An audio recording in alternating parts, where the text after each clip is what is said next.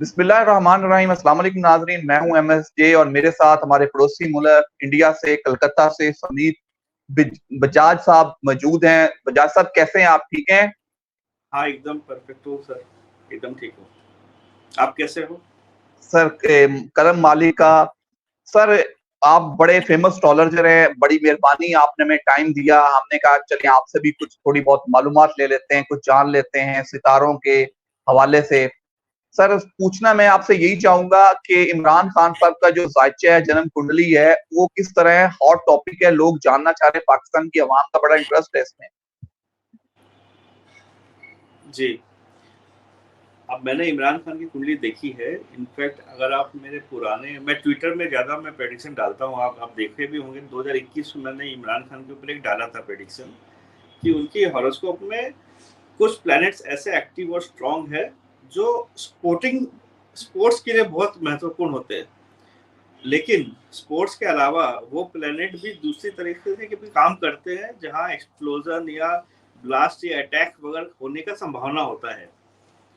तो आपको याद होगा लास्ट ईयर इमरान खान ने आई थिंक एक रैली में उनको कोई अटैक भी किया था। बिल्कुल बिल्कुल, उनके उनके पाँव पे गोलियां लगी थी, उन पे अटैक हुआ था। राइट। तो उस पॉइंट को अपने को नजरअंदाज नहीं करना चाहिए। और आने वाले जो टाइम है मैं आपको बता देता हूँ। पहला चीज तो आज से आप महीना भर बाद ले लो, अराउंड एंड ऑफ अक्टूबर के आसपास कहीं ना कहीं पाकिस्तान में इलेक्शन कब होगा एक्चुअल डेट जो है वो फ्रीज हो जानी चाहिए उसके आसपास में।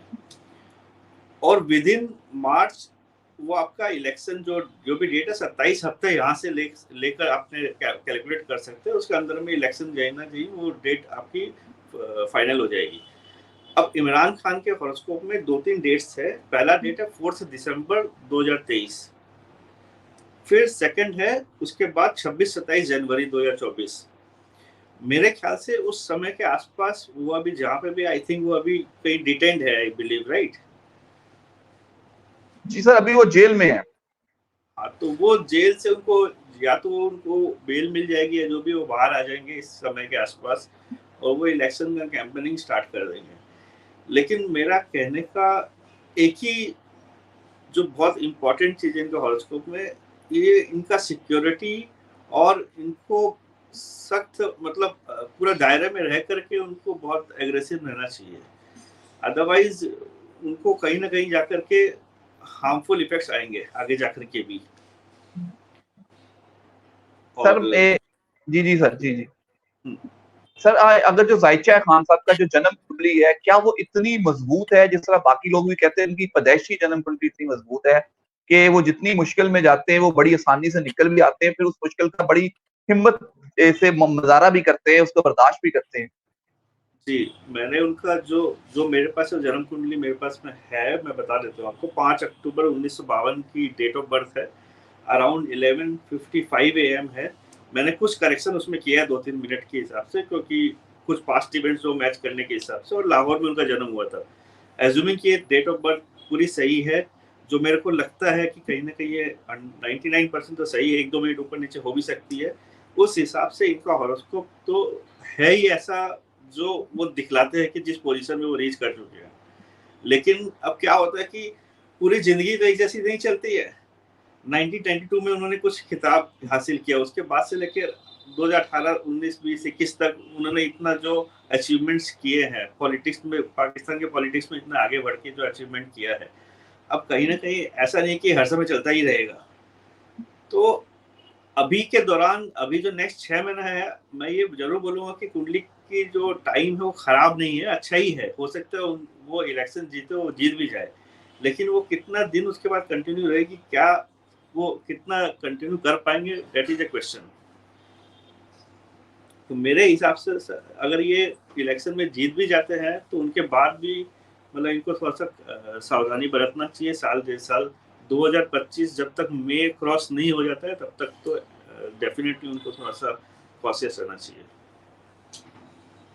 तो सर अभी आपने उनकी रिहाई की डेट भी दे दी है, यहाँ तो आपने कहा दिसंबर में या जनवरी में जाके उनकी रिहाई की डेट होगी, इमरान खान साहब इलेक्शन भी जीत सकते हैं।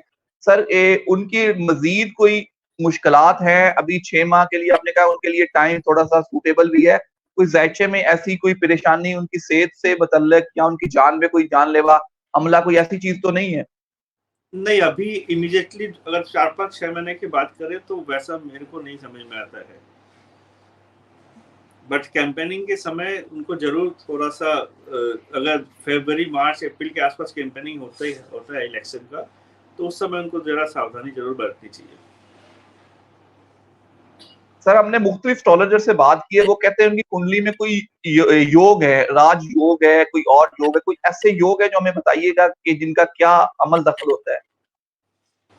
देखिए, इनके हॉरोस्कोप में एक योग बहुत बहुत ज़्यादा पावरफुल है। लेकिन वो योग पावरफुल में जो प्लैनेट पावर दे रहा है, वो खुद एक ऐसी पोजीशन में है, वो अनफेवरेबल भी है। फॉर एग्जांपल अगर टेक्निकल भाषा में अपने बोले, इनके हॉरोस्कोप में लगन और 5th हाउस का एक्सचेंज हो रहा है, मंगल और जुपिटर का। वो बहुत ज़्यादा पावरफुल होता है, आदमी को बहुत बड़ा फेम दिलाता है, अचीवमेंट्स बहुत हाई होती है और स्पोर्ट्स में तो काफ़ी अच्छा करता है आदमी। अब लेकिन मंगल जो बैठा हुआ है, वो एक मृत्यु भाव में बैठा हुआ है। मृत्यु भाव में बैठने से और केतु वहाँ से 8वें होने के कारण ये जो परेशानी है, जो मैंने समझाया अभी, वो परेशानी इनवाइट तभी होती है जो ये कॉम्बिनेशन बनता है। तो वो राजयोग तो डेफिनिटली है ही है, उसमें कोई डाउट ही नहीं है।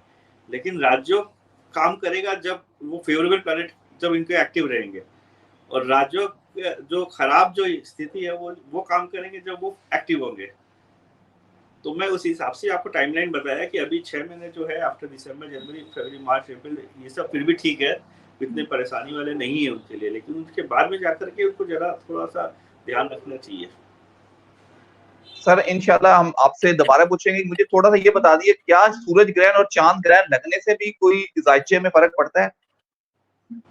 नहीं, एक बार फिर से रिपीट करेंगे आप? मैंने कहा कोई सूरज ग्रहण या चाँद ग्रहण लगने से भी ज़ायचे पे फ़र्क पड़ता है? इस सूर्य ग्रह, चाँद ग्रह लगने से मैं समझा नहीं, मतलब ये तो क्या है, इनके हॉरोस्कोप में परमानेंट जो बैठे हुए चंद्रमा 5th हाउस में, वो तो बहुत अच्छा है, लेकिन अपना चंद्रमा, मैं क्या बोलता हूँ, जो भी प्लैनेट होते हैं वो हर समय 100% पॉजिटिव नहीं होते हैं। उनका नेगेटिव इफेक्ट भी होता है, पॉजिटिव भी होता है। हम लोगों को ये देखना होता है कि वो पॉजिटिव कब देगा, नेगेटिव कब देगा।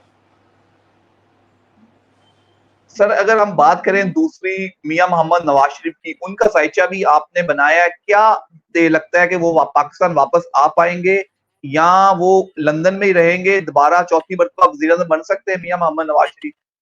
देखिए, उनका जो डिटेल है मैं आपको पहले बता देता हूँ। 25 नवंबर 1949 लाहौर में उनका बर्थ है और 2 पीएम के आसपास उनका जन्म है। अब उनके हॉरोस्कोप में एक ऐसा योग है जहाँ पे जैसे ही उनकी स्पाउस, जो उनकी वाइफ थी, उनका अगर जैसे ही मतलब इस वो नहीं रहती है, वो जब भी वो इवेंट होता है उसके बाद से इनका करियर वो जो है वो खत्म हो जाता है। तो जो भी ये एक्टिविटी, लाइन ऑफ बिजनेस या जो भी ये कर रहे थे, पॉलिटिक्स में थे फॉर एग्जांपल, तो जैसे ही इनकी वाइफ इनसे बिछड़ी, वो उनके बाद से इनका पॉलिटिकल लाइफ, करियर इनमें एक्टिव नहीं हो सकता। अगर ये चेष्टा भी करेंगे, ट्राई भी करेंगे, तो मुझे नहीं लगता कि ये कहीं पे जाके भी सक्सेस इनको मिलेगा। सर, तो आपको लगता है वो 21 अक्टूबर की उन्होंने डेट दी है पाकिस्तान वापस आने की लंदन से, आपको लगता है वो पाकिस्तान वापस आ पाएँगे? उनका हॉरोस्कोप कहता है कि वो पाकिस्तान आएँगे, पार्टिसिपेट कर पाएँगे? देखिए, वो आ तो सकते हैं, आने में कोई दिक्कत नहीं है। एज पर जो आप क्वेश्चन पूछ रहे हो, जो मेरे को दिख रहा है, आने में उनका इतना असुविधा नहीं है, आने में कोई दिक्कत नहीं, आ सकते हैं। लेकिन सर, आप ये कह रहे हैं कि उनकी वाइफ के इंतकाल के बाद अब उनका जो सियासी कैरियर है वो उस तरह नहीं होगा, वो चौथी बार प्राइम मिनिस्टर नहीं बन पाएँगे, वो अपनी जमात को लीड कर सकेंगे लेकिन चौथी बार प्राइम मिनिस्टर नहीं बन पाएँगे। नहीं, वो लीड भी कर पाएंगे तो ये बहुत बड़ा अचीवमेंट हो जाएगा उनके लिए। अच्छा, लीड भी कर पाएँ तो बहुत बड़ा अचीवमेंट हो जाएगा। सर, थोड़ी-सी हमें पाकिस्तान के ज़ायचे की अगर बात बता दें कि पाकिस्तान का ज़ायचा है वो किस तरह है? जो पाकिस्तान के थोड़े-से हालात अगर आजकल टफ हैं, वो कब तक अवाम को कुछ सुकून मिल सकेगा? देखिए, एटलीस्ट साल भर का जो दायरा है, यहाँ से लेकर आज अपनी बात कर रहे हैं, तो नेक्स्ट ईयर अक्टूबर टू दिसंबर जो पीरियड है, वो बहुत इम्पोर्टेंट है। और कहीं न कहीं उस समय पाकिस्तान एज़ अ मीडिया में काफ़ी उनका नाम रहेगा, फॉर बैड रीजंस और good reasons we can estimate. और जब तक नेक्स्ट 2025 का जब तक जनवरी से मार्च नहीं क्रॉस हो जाता तब तक ये हालात थोड़े से सुधरने में थोड़ा टाइम लग सकती है। सर लास्ट में आपसे आखिरी सवाल कि क्या इमरान खान साहब दोबारा प्राइम मिनिस्टर बन सकते हैं? उनका हॉरोस्कोप कहता है कि दोबारा प्राइम मिनिस्टर बन सकते हैं। अगर 11-12 अप्रैल के अंदर में सब इलेक्शन की प्रोसीडिंग्स कंप्लीट हो जाती है 2024, जो मेरे को लगता है कि हो जाना चाहिए, तो चांस है कि वो प्राइम मिनिस्टर फिर से बन सकते हैं। लेकिन बनने के बाद 2-4 महीना 6 महीने के बाद ही काफी रेजिस्टेंस आएगा। कहीं ना कहीं आपकी आर्मी के जो भी चीफ है, कहीं ना कहीं उनका पावर कुछ रहेगा बहुत ज्यादा, और वो मुश्किलें पैदा जरूर करेगी उसके बाद भी। सर बहुत शुक्रिया आपका नवाजी। सर एंड पे कोई व्यूअर्स के लिए कोई मैसेज जो आप देना चाहें? मैसेज तो मैं यही दूंगा, देखिए अपने जितना भी डिस्कशन थे कहीं ना कहीं आपको लगा होगा काफी नेगेटिविटी है या जो भी है, बट हर समय अपने जो बोलते हैं ना कि टनल कहीं ना कहीं तो एंड होता है तो लाइट दिखेगी। तो पाकिस्तान के लिए भी मेरे ख्याल से अपने को हमेशा होपफुल पॉजिटिव रहना चाहिए सब लोगों को। और जैसे ये हालात ठीक होंगे तो आप पाकिस्तान जरूर अच्छा करेगा। सर खुश रहें, दुआओं में हमें भी याद रखिएगा, हमें भी आपको याद रखेंगे। मुझे और सर को दीजिए इजाजत। अल्लाह हाफिज। धन्यवाद।